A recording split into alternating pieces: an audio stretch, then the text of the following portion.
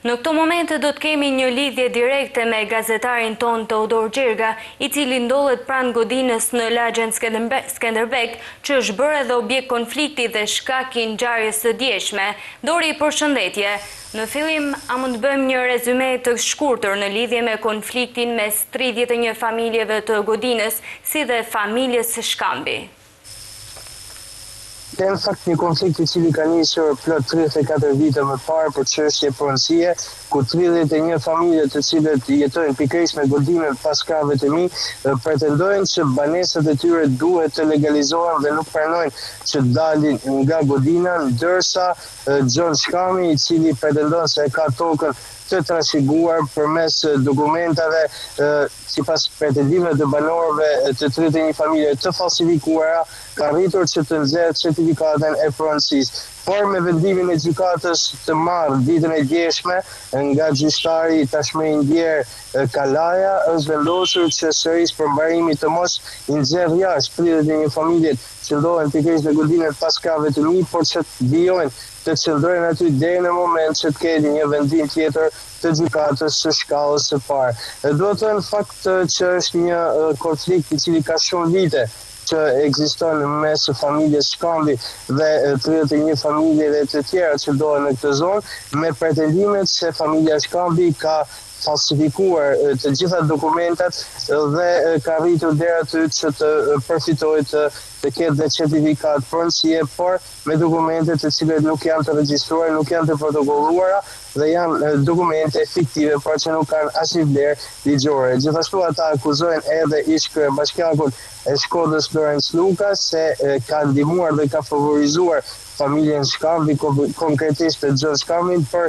favorizim për të privatizuar pikërisht objektin pas krave të mi. Gjatë gjithë këtyre viteve ka pasur seanca të shumta gjyqësore, por dhe le të themi konfrontime, qoftë kërcënime verbale, por dhe fizike mes familjeve dhe familjes Shkambi, derisa konflikti ka degraduar ku ditët e djeshme u qellua me armë zjarri në gjykatë i ndjerit tashmë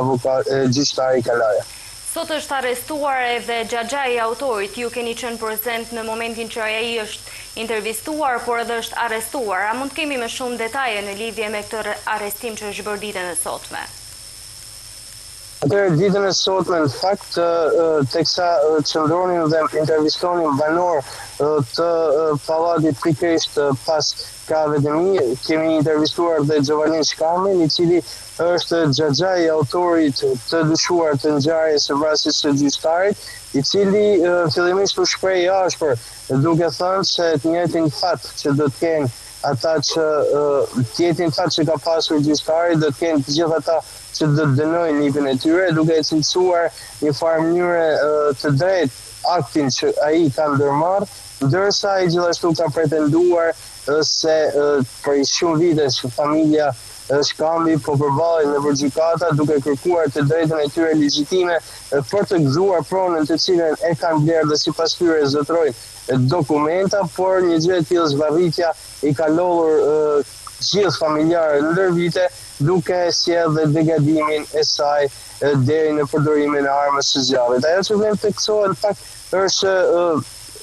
Giovannini ka qenë i dyzuar në qëndrimet e tij, ashtu si fillimisht ishte kërcënon dhe më saktë që do të ketë njëjtin fat çdo kush që dënon nipin e tij, në anën tjetër ka shprehur se do të gjunjëzojë para familjarëve të gjyqtarit Kalaja për të kërkuar atyre ndjes për veprimin e madh, por është një mlef i akumuluar ndër vite që ka komplet familja Shkambi ndaj sistemi gjyqësor, i cili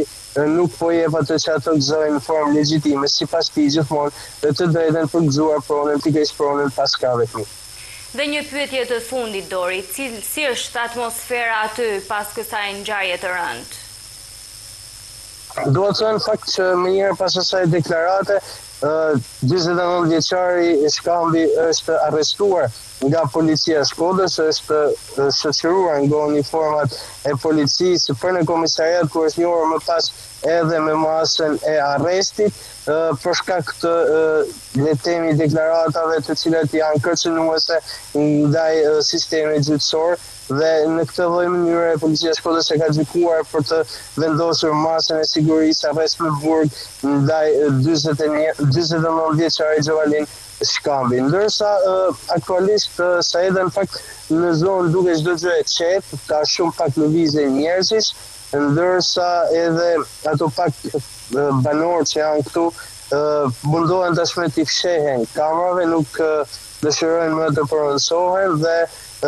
ditën e nesërme kanë bërë apel që të, ose më saktë, janë shprehur se do të marrin edhe këta pjesë në